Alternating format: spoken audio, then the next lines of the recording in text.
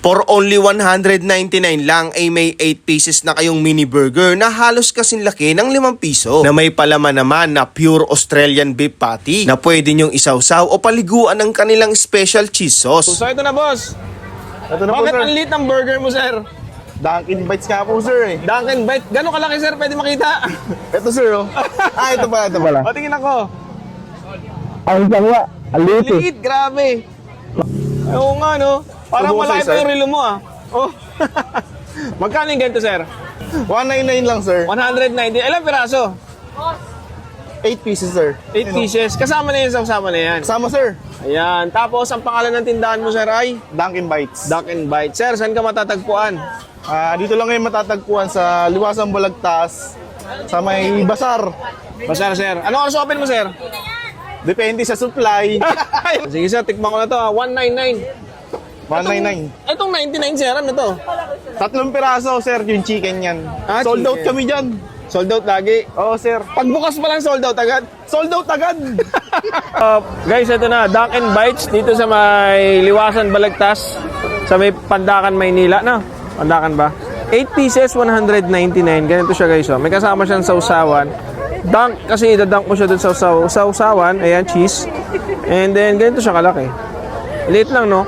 Bite size lang talaga siya. Ayan. 199, 8 piraso. Kung gusto nyo naman ng tatlo, ayan, chicken. 99. Wow. Grabe naman yan. So, ayan siya, guys, oh.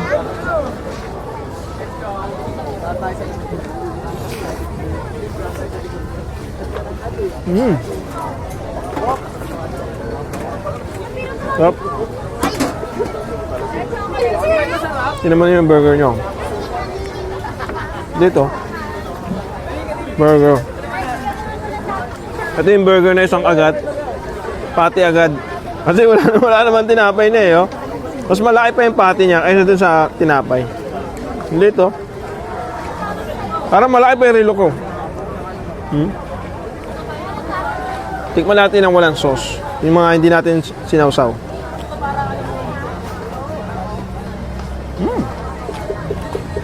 Puro laman.